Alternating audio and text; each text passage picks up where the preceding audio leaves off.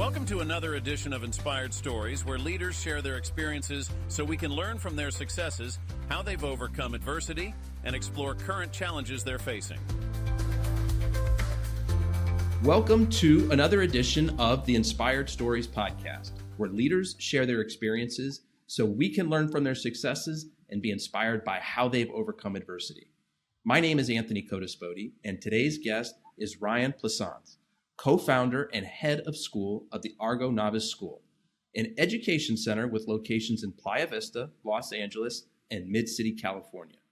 They service grades from preschool through middle school, and they invite you to imagine a learning experience unlike anything you had as a child, one that has swing chairs and study blocks instead of desks, one where you travel to locations throughout the city to learn by experience and not just from a book.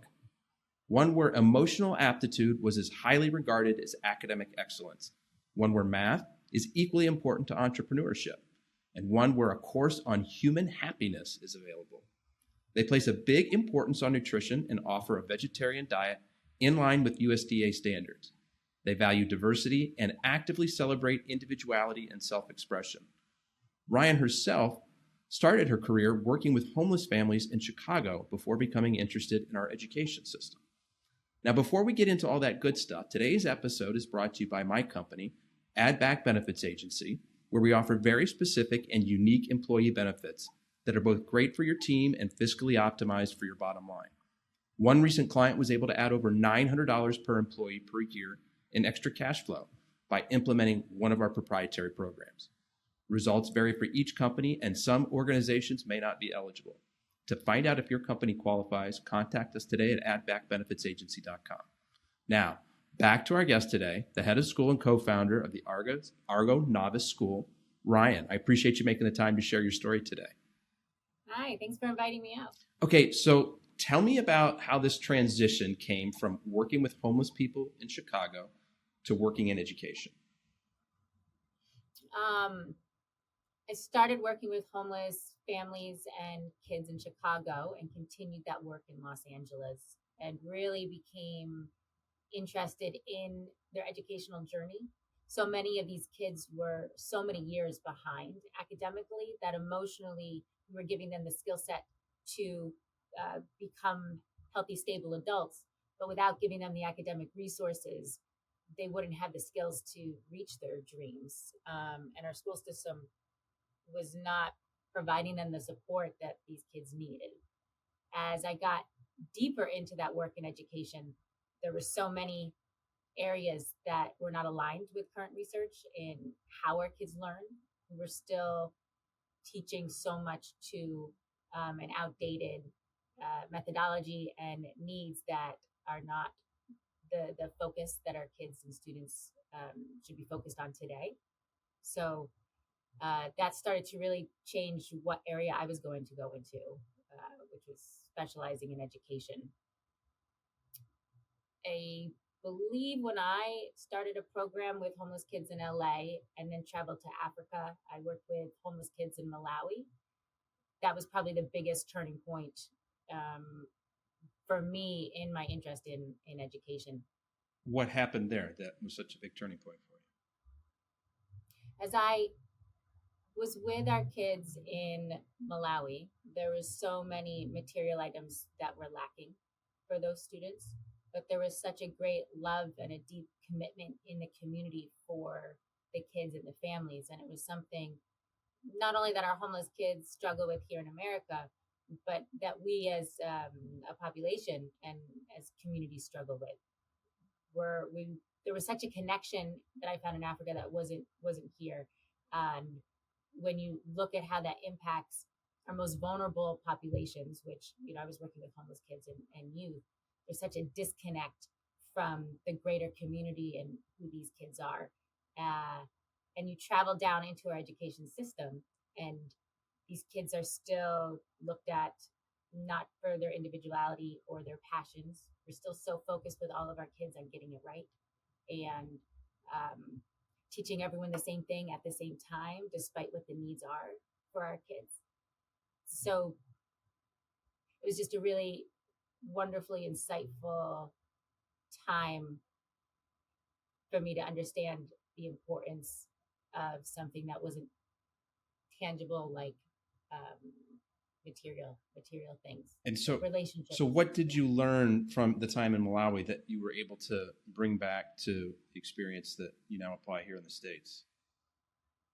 Well, it was interesting because our kids in the states that I was working with had so many needs. Um, and then when they started helping and working with kids in Malawi, something transformed with them where they were surprised that they didn't have lunch every day, or they didn't have shoes, or 10 kids were sleeping on a mattress. And so in the process of the program, the students here that were and are homeless were saving their allowance so that they could help these kids in Malawi. And the fact that the kids in Malawi couldn't just go to school like the kids in LA, and we're so jealous of the kids in LA of how easy education was here, at least the ability to attend school. The kids in LA started looking at their lives very differently, and it almost empowered them because they were able to be helpful to somebody else. It empowered them to be helpful to themselves. And so, for one major takeaway I had is the power of philanthropy and the power of and connections and relationship with people maybe outside of our bubble or outside of our world, and how powerful that can be. And how were you able to sort of share with the kids in LA what it was like for the kids in Malawi? Are we able to convey what that life experience was? So there's a big time difference between Malawi and LA, but we would do these late night Zoom meetings with the kids, and the kids would also have pen pal letters, which they complained about in the beginning, and then really got into because they would start to send each other, small trinkets and things. So that relationship really blossomed. The greater part of that project, which didn't come to fruition, would be if they could travel and meet each other and do that, but we weren't able to get around that red tape at that point. And so who were the kids in LA that you were sort of connecting with the kids in Malawi? Were you working in two different schools at the time? I was the director of development for a nonprofit agency in LA for several years that worked with homeless and foster care youth. And so it was the students in the group homes and the transitional living programs that I was working with. And so your experience working with homeless kids in Chicago and LA and the children that you worked with in Malawi, this helped to kind of inform a philosophy of yours on how education should be approached. It developed a deep interest in how our kids learn, and what is needed for our world to grow to be better than we are today. I was tackling so many of these problems with our nonprofit leaders, from homelessness to hunger to water issues, and how do we answer those huge problems? We have agriculture problems, and we need leaders that care about those things, but also that are problem solvers and that are okay and feel okay to fail and have the grit to carry on once their ideas don't work. In my work with our kids, there was such a lack of confidence that was happening with them because, and not just kids that are homeless and are vulnerable populations, our kids all over America in education, they didn't feel like they were good enough. And they were trying so hard to get an A and had studied so hard to regurgitate information for a test that was supposed to show them if they were going to be successful in this world or not. And all for what? It's not connecting anymore in the needs that we have. And so when you really dig down into the research, we have it now of how kids learn best and the skills that we need for our worlds. But we're not able to implement that fast enough in our school systems. And so that became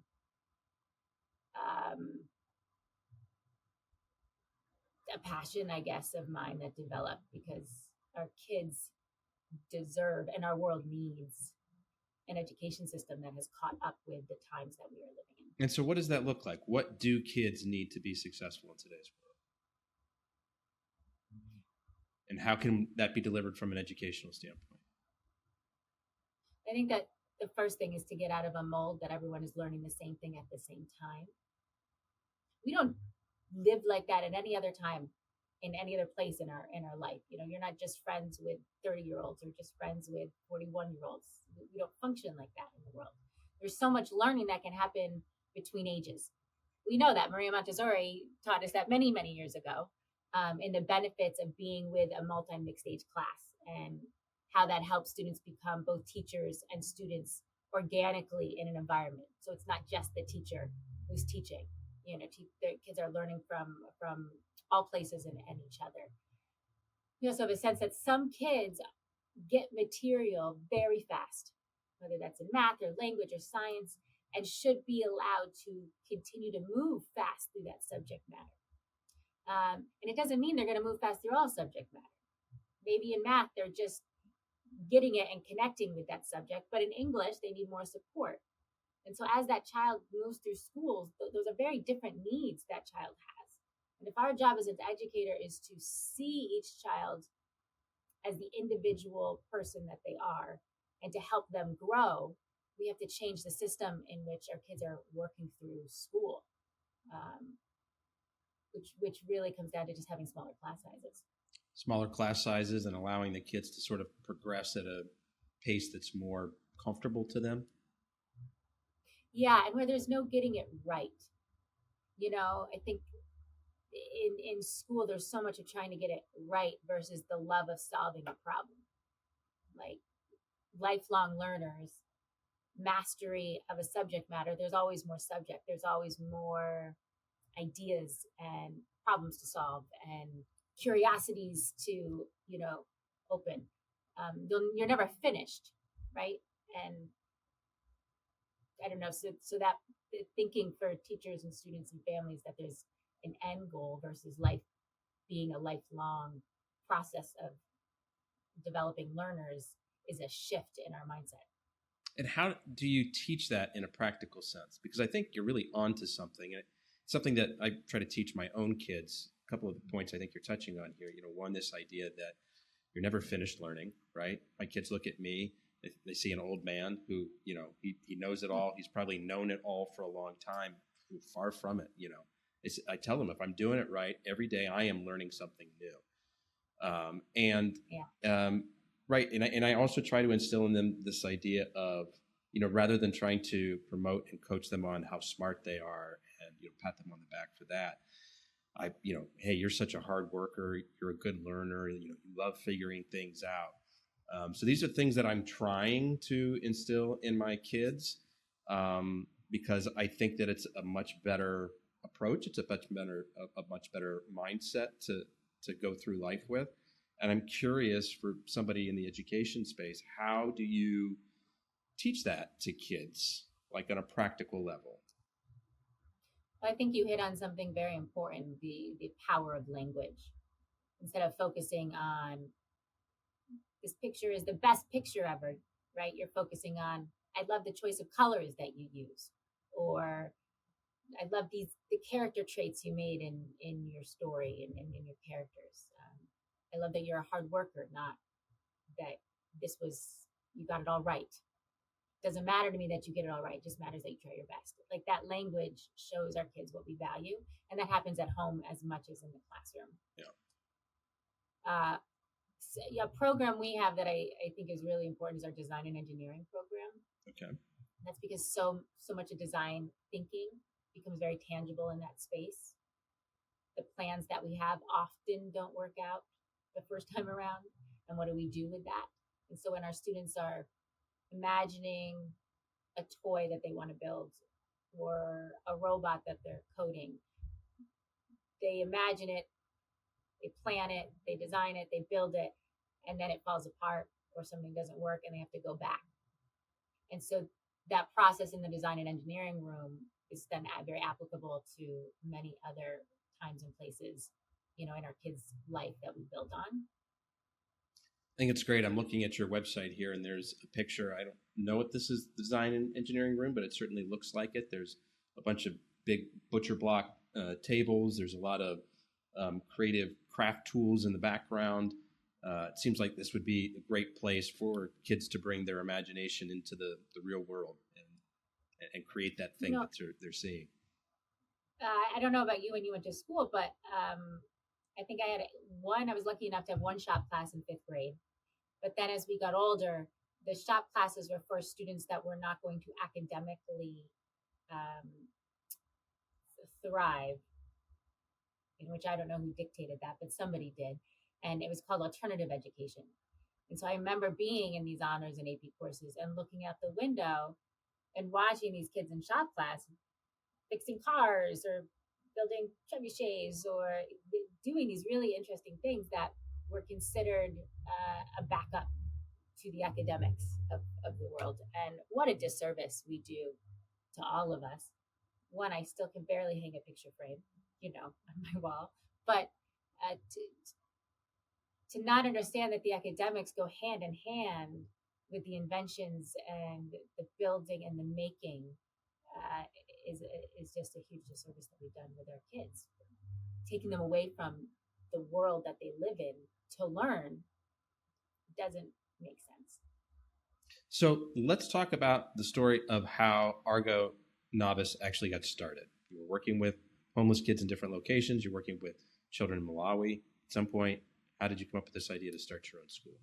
Yeah, and I had this crazy dream about starting a school way back in that time in my early career. You could see the need.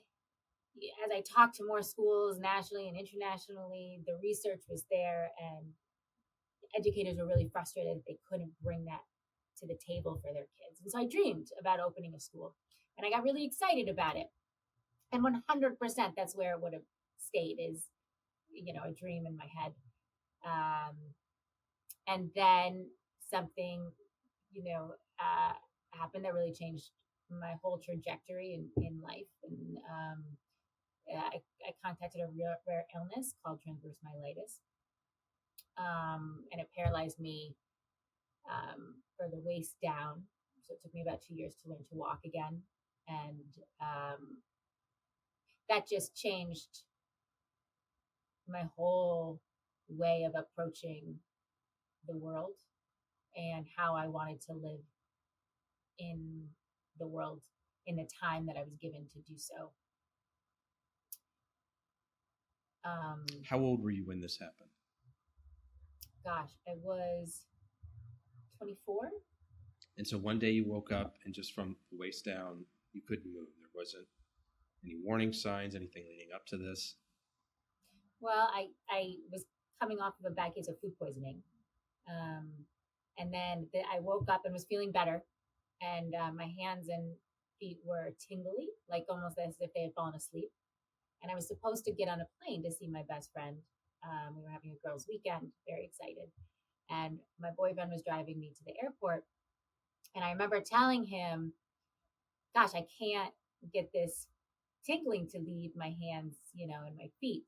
And we both just chalked it up to, me having been ill over the past, few days, and it would go away. And then I was on the plane and we had a layover in Texas. And as we were landing, that feeling started going up my whole body. And that's the last thing I remember before waking up on the ground outside of the plane. And at first I thought for sure we had crashed. And then when I tried to get up, I realized I couldn't feel my legs or move them at all. And so that was confusing because we hadn't crashed. And then I thought, well, someone must have dropped me because you just don't wake up not being able to move your body. And then it didn't make sense to the paramedics. They were like, but you walked on this plane. And so on the way to the hospital, it almost felt like someone was pouring cement on me. The rest of my body started to go numb and I lost feeling as well. So by the time I was, at the hospital, I was only able to blink and was struggling to breathe. And So that was scary, Yeah. really scary. And I thought that was like, this could be it, and I still wasn't sure what had actually happened. But I was really lucky that I passed out while the plane was landing, so I got to the hospital very fast. Sometimes you only 1,400 people a year get this illness, so it's very rare. But I've met people whose kids have woken up in the middle of the night and they wake up and they can't move a part of their body. Or there was a girl who came home from soccer practice and didn't feel well and then lay down, and they didn't wake her for the whole night, and so nobody knew what was wrong. So for me, it was lucky that I passed out in a public place, because I was able to get to the hospital quick, and within 24 hours I got my waist up and I was able to move my arms and talk again. But it took about 2 years, a little under, for me to be able to walk again. I think 6 months for me to get any feeling in my feet or anything like that. So that changes you. The depression was extreme. Because you're depressed and because you have such needs, right? You need help making food, and you need help with routine stuff like using the restroom, and you're not fun to be around. And so you really start to know who the people in your life are that are fun friends, and the people in your life that are, true blue friends. And that's a hard process too to go through. Sometimes it's the people that you didn't think were going to show up that show up. Okay. And the people that You got people surprising you on both ends. Right. So that's a hard process to go through when you're going through something hard. It's hard to be a friend to someone who's going through something that hard. I think a lot of times people are afraid. So you found some strength through some friends and family who were around to support you. Yeah, incredible people, and mostly my boyfriend, who's now my husband, and we had just moved in together. We had only been dating for maybe 8 months. So who knows? But I don't think I would have ended up with him, and I definitely wouldn't have started school had that not have happened. And why? How did this extreme hardship, this near-death experience, I'll call it, how did that fuel you to want to start a school? The fear, so I don't come from money, so I don't easily have access to investors and like financial backings to do something like this. And so the fear of trying something that seems impossible, right? How do you start a school when you don't have hundreds of thousands, millions of dollars to back that project? The fear is that if you fail, you will lose everything. And when you go through a traumatic event where you've almost lost your life, all of a sudden those other things that you are afraid of losing don't seem as important, or they seem workable. So before I would have said, well, if we save our money and we start the school and we put all of our savings and everything into it and we fail, well, then I'm bankrupt and it takes 7 years to get the credit back, and where am I going to live? And this time around, it was, if we fail and I'm bankrupt and I don't have a job, I will get another job. I have friends and a support system that will, and a family that will make sure that, I'm not on the streets for a little bit, and how lucky that I have that vision. I won't go hungry. And so if I lose everything and have to start over, I have the ability to start over. And that was the change. And you only have one life. It's a completely fresh perspective, right? And I think this is really helpful for people to hear. And I know it's a great lesson for me to hear again. There's so many times as business leaders or people who want to start their own business, there's the fear of what happens if it's not successful? What happens if I fail? And I think when you can go through those absolute worst case scenarios and see that coming out the other side, you have still the most important thing, which is your health and your life.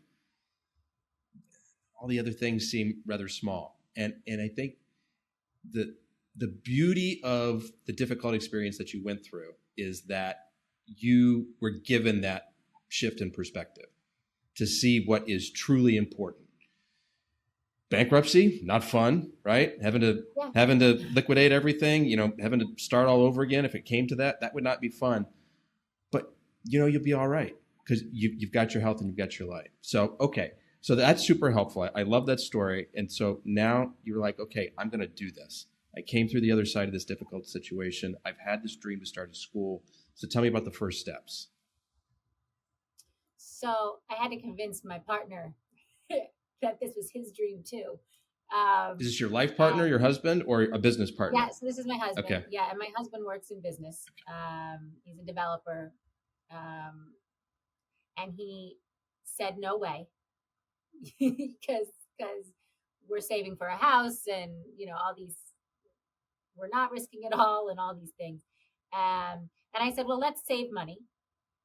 You'll save for a house and I'll save for a school and we'll see how things pan out. So our goal together was to really see how we could, because I had been out of work because I had been paralyzed, right? I had been on disability. So it was getting back on our feet that way. And also looking at what options we had with our money, with our 401ks, were different things. And so we moved into a really tiny apartment. In the process of this time, right when I got the braces off my legs, the doctors had said it would be highly unlikely that I could have children. And then I became pregnant right when the braces came off my legs. So that was unexpected. And so one baby in tow and 2 dogs, we moved into this tiny apartment in the city and saved every penny that we could, almost for the next, 10 years. And that became how we invested into our first preschool. So we started in a home. It was this beautiful house. And on the top of the house was a weather vane, and it was the Argo Novus ship. And so this house felt like it was a little castle. It had the greenery and the lights in the middle of the city. And so we opened our first place and started taking our kids all around the city on all these different experiences. And I was teaching there at first, and it's hard because you're doing everything at first in the business. And for this type of business, right? So I'm cooking and I'm doing the cleaning and the curriculum development and all of it. And that was hard, but I loved it. I think I'm too old right now to have the energy for that today. But when we opened, I was still there. My kids were in the program. And so that was wonderful to be with them every day. And yeah, so sorry that I went on a tangent, but that's how we did it. And then we grew from there. And so was it successful right out of the gate? I mean, I'm going to guess things are pretty lean early on, right? You got to reach a certain scale before you're able to actually, take some money out of the business and maybe think about those growth steps. But did you feel like pretty early on, we've got something here, like this is working? The first 6 months were slow. And then it really started to pick up. I had already been working in a school in that community. So I was very lucky to have a lot of community support and spreading the word about our school, who knew me as an educator and a teacher, and were also excited about the work we were doing. So that word of mouth really was what made her It's what made you. Thank you. Yes, in the beginning. Things got harder as time went on because we grew. And there's always that question with the business of how fast to grow and the fear of growing too fast, too soon. And so we struggled with that. We opened our first building in 2015. We opened our second preschool in 2016. Then with the funding from those 2 smaller in-home schools, we opened up our center school, which was a big jump for us. And with that came all the permitting and building and zoning, which you don't know until you've been through that, what that is. I was paralyzed and that was hard, but that year with building and zoning. This trumped that, huh? I mean, it was rough. Because people would come in and they would inspect something and say you need, to be ADA qualified, you need to have a ramp here, and here's what you need. And then you hire contractors who would get the plans approved. They would do the thing. And then some new inspector would come in and say, oh, well, I want this to be 2 inches higher or 2 inches over. And that's going to cost another $25,000. And there's nothing that you can do but be nice and kind and pay the money and find the money. And so at a certain point, they were like, we're going to be in trouble because it's, every story you ever heard, the building plans are delayed and the construction's delayed, which means you can't open, which means you're not making money. And so that was a hard time. And again, you have to go back to that place, which was harder this time because we had built something that was working. So losing everything before you've built the thing is hard. Losing everything after you've built the thing is even harder. And so that was the come to Jesus moments of, okay, if this is where we stop,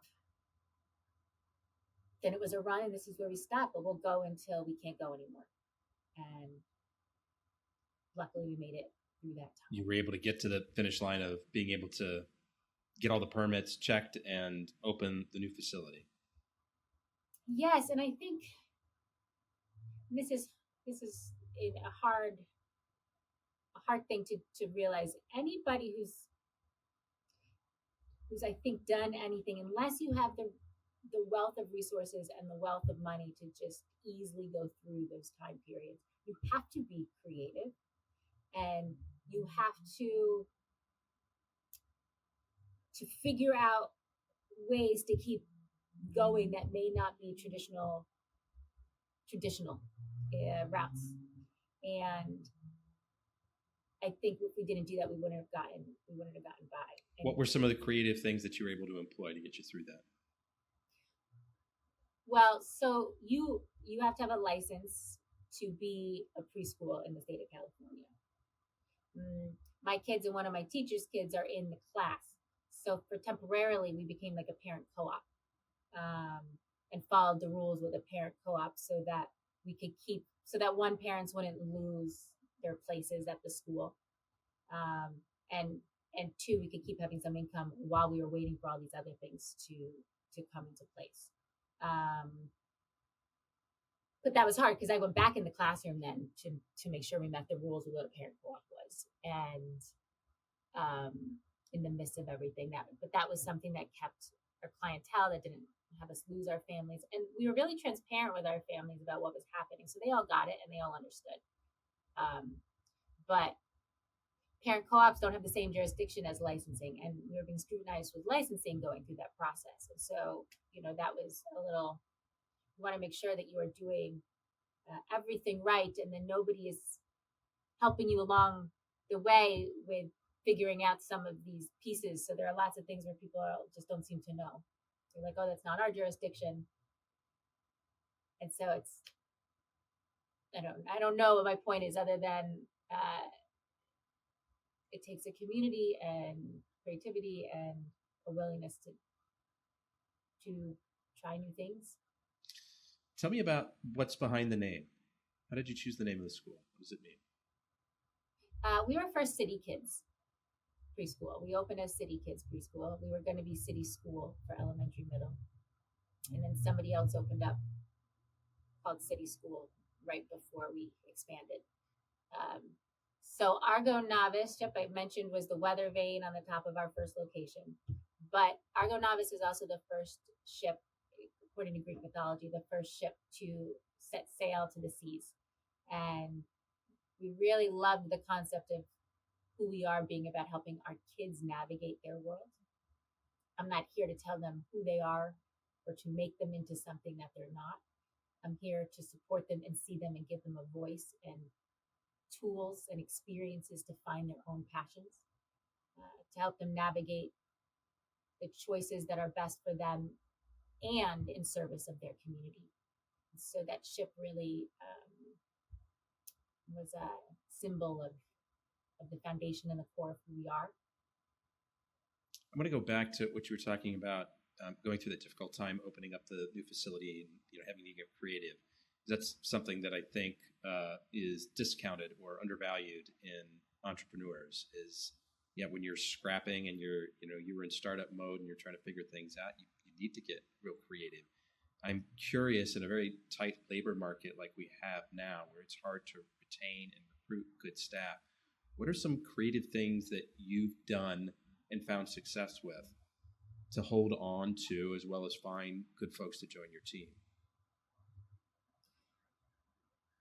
My answer to this is my answer to the same as retaining constituents and getting funding, and it's comes down to relationships with people and relationships with staff.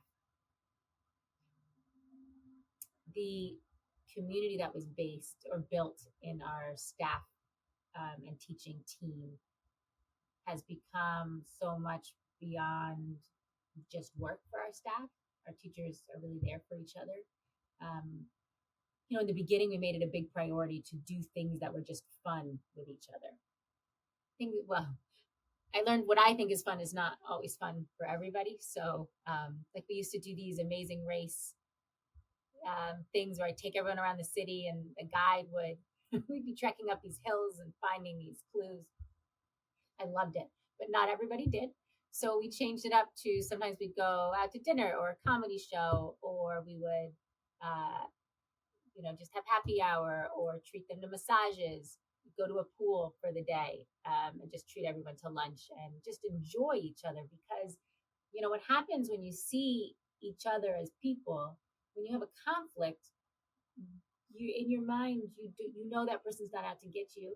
You know that person cares about you. There's a level of forgiveness and grace we offer one another when we have a positive relationship before the thing happens.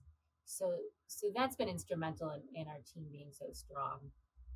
As we've grown, we have also found, though, because our school travels a lot, so it really takes a teacher to be with us for a year to know if this is the right place for them.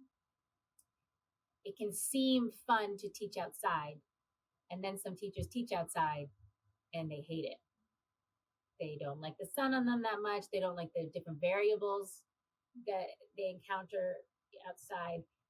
But if you've been with our school for a year, then you tend to be with our school for a long duration. It's usually that first year that it takes people to understand if it's a good fit. Yeah, I understand what you're saying, about building those team bonds. If you've experienced somebody and had a personal connection with them outside of work, right, you've seen that human side to them. Right? Like you said, you know that they're not out to get you. Like something just happened, and so let's talk it through. I think those kinds of things can be really helpful and beneficial. Well, and I think a lot of times, especially in the workplace, we can be upset about things and we don't talk about them. I mean, goodness, it's not just in the workplace. This happens, right, in many relationships. We can hold on to those things, and then we harbor those resentments, and then they build to something that is then harder to deal with because all that anger through all that time has been building. But when you're going out with people and meeting them as friends, it's easy to resolve conflict. So I want to talk about the decision to go from preschool, kindergarten, all the way up to middle school. That's not a trajectory that I hear happen a lot. That's a big jump. I mean, for a lot of people, if they want to expand, they're going to add more of the same age groups that they're already accustomed to serving. It's easier because you've got a curriculum already set for that age bracket. Now you've got to build a curriculum for different age groups. There's just a lot more to manage. What was kind of behind that thinking? No, it's a good question because all of those age groups have very different needs, and teaching those students, you need a different set of skills for all of those developmental, times and areas. I would have opened a high school to start. High school was what I was most excited about changing in our educational system before our kids go into, whether it's college or trade school. There's so much work there that I wanted to support our kids in. Business wise, business model wise, just opening a high school was so difficult. I don't think we would have been successful. The need for preschool was there, and growing with our kids from preschool up seemed much more doable from a business model, which is why we started in preschool, but always had the want and the direction to move up with our kids. Where does the school go from here? Are you feeling good about where you are with the curriculum, with the size? Are there growth plans? Are there new things that you want to introduce? I would love to go to high school, but every time we've taken that jump, we've really talked to the parents. When they were leaving preschool, we talked to that graduating class and said, do you want to come with us? Do you want this education? And if the community said yes, then we grew. So will the community say that now? I don't know. High school is a very different beast. And we have been growing fast. Curriculum-wise, because we stay with kids where they are academically, I already have kids in high school curriculum. So we are already curriculum mapped through high school. So that's not a concern for me in terms of meeting those kids' needs. We're accredited, and part of that process of being accredited was so that our kids could get college credit in high school. And so we're already working with 2 colleges to implement that for high school. But the question for me is, part of the high school program really involves longer term internships and apprenticeships. And so the work that is in partnering with communities is a lot to do. It just depends on what our community wants and how many people want to come on board to support that for their kids, and if this is the time to do it. My oldest daughter is going into 8th grade, so she's kind of in the upper class. So we'll have to see what we do there. Because next year she may go to a non-mom school for the first time. Yes, which she doesn't. She says to me, how could you do that to me, showing me what education could be, and then you're going to stick me in a desk all day? And I joke that it might be good for her to really understand what the system is. We take the kids to Costa Rica every year because part of our Spanish immersion program is that they learn in Costa Rica for 3 weeks and study in a traditional school. Sorry, you take your own children, your biological children, or your students as well? The students as well. Oh, wow. And so she's gotten a taste of, it's a wonderful school. I love this school. And they only speak Spanish, so it really enhances our kids' Spanish, and living a life in the shoes of somebody else is so important for our kids, with empathy and all of those good things. But she's had a taste then of what a traditional school is, and it's a shorter day. Our day is long. It's 8:30. Our school is open from 8 to 6, and so a lot of kids are there that time. Most schools close at 2:30, and this school in Costa Rica closes at 2:30. And she, and her friends have said, it's so much shorter, but it feels so much longer, and our butts hurt, sitting in the chair. And I think our kids used to that system have just gotten so used to it that it's just the way of life. And should it be? And are we serving our kids the best? Should be the questions we're asking. And so this is a good time to sort of dive into a little bit more about how that daily school experience is different for children going to your school than a traditional one. We kind of touched on it a little bit, some of the stuff we went over in the intro and early on, but I'd like for you to paint a little bit more of a picture. So our classes are 90 minutes long, and usually there's a 15-minute break in that class period. But we do that to enable the real project work that happens in each class.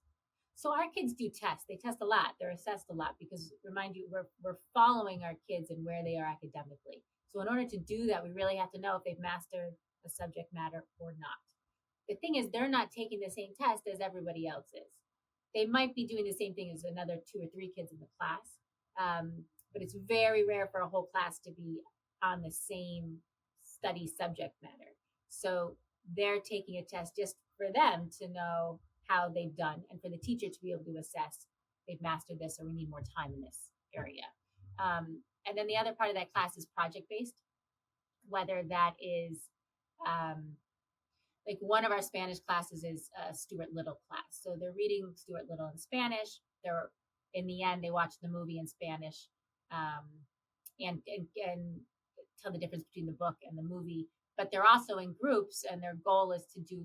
They studied Rube Goldberg, the machines, the dominoes, crazy contraptions to get something very simple done. Yeah. And so they have to get, there's certain criteria for the machine they have to build, but it's getting their little Stuart Little mouse from one side of the room to the other. And they're using Spanish as the way that they need to communicate in order to work together to build this contraption. So they're also learning engineering and design, which gets brought into that class. So our teachers really communicate and partner with each other on different projects. And so they're not sitting in a desk regurgitating information from the teacher the whole class period. There may be 20 minutes of a class period where the teacher is in front of the room having a discussion or something like that. But then they break up into groups and they have one-on-one time with the teacher or a small group with the teacher. So they get that time, which isn't a normal thing in a traditional classroom. Our classes in elementary school are only 8 to 9 kids in a class and 10 or 11 in middle school. In our design and engineering room, our kids are using real tools. They are not toys. It should not be treated as such. But in order to do that, they need the teacher to be very closely monitoring, how they're using those tools to build real things, whether it's a go-kart that they're going to be racing in. Our kids this past year built a submarine to go down underwater with them in their scuba classes. So our kids take scuba diving as part of their math and science curriculum, and they can only go to 40 feet at this age. And so they built this submarine to take down with them that could go farther than them in the water and collect data and samples for them to be able to take up. And so that was the real world, activities they were doing. And that's what their class was. And so that's pretty cool. How would you describe a good fit for your school, whether you're thinking about the individual student or the family altogether? It's a good question. I would say our school is a good fit for almost any child or any student. Right now, we are not a special needs school. So I would love to add that support to the school, but we travel a lot. So we need students that are able to follow directions and get on and off a bus and self-regulate appropriately as we travel, the world. So outside of that, any child would do well at our school. We have kids that are logical and linguistic learners, which is more how we grew up and were taught. We have kids that are more kinesthetic or auditory or visually. All of us are all of those things, by the way, but we tend to lean into some of those areas more easier than others, right? So it's our job to help our kids figure out how they learn best and support that. Now, families, if they know education and research, they want us. But a lot of families are uncomfortable with things changing. I think we are uncomfortable with change. And so if you want a really traditional, if you feel really comfortable in a traditional setting where your child is learning the same way you did, in a desk, in a classroom with a teacher in the front, you're going to struggle with not seeing that. I've not a lot, but I've had families come in who know the research and know we need to do something different. But then they'll come to me and say something fishy is going on. My child is loving school. And I'll say, "Oh, that's great." And they'll say they've never loved school. They're talking to the kids down the street about how they love their school. They must not be learning, and prove to me Because how they're learning's learning. painful, right? That's how we all came up. Sorry to interrupt. Yeah, go ahead. Yes. What a terrible thing to hear your kids say. I love my school. And the concern was so, real. And we had kids building a pond for a bit and studying perimeter and area, and they were messing it up, and then had to rebuild it, and learned a lot of math and how to do those dimensions. And the parents were like, all we're seeing is pictures of our kids digging a pond. When does the learning happen? And so the hardest part is there's such a big education component to what learning is and what it looks like that it almost needs to happen first before we can do the work that I've realized more and more as we've gone through this process. Because if I ask you, what does learning look like? There's probably some image that comes to your mind. I mean, you're an entrepreneur, so I'm assuming there are some different things that you might have in mind. Then very much so. Yeah, I'm taking notes here in our conversation, follow-up questions, and to me, this is what learning looks like. It is sitting down, it is pen and paper. Maybe today it's a tablet or a computer. That's my visual of what learning looks like. Yeah. Yeah, and so when we define what that looks like, and that is learning. That is learning, right? We're taking notes and we're hearing and listening. But is learning also building a pond? And is learning also a kid figuring out how to work a robot? And is that the same and equal to a kid memorizing different equations? Is one better than the other? And how much time do we give to each? And what's the goal? And that becomes the questions, right? Is our goal, and should our goal be anymore for our kids to be memorizing all this information to pass certain tests? That's the question.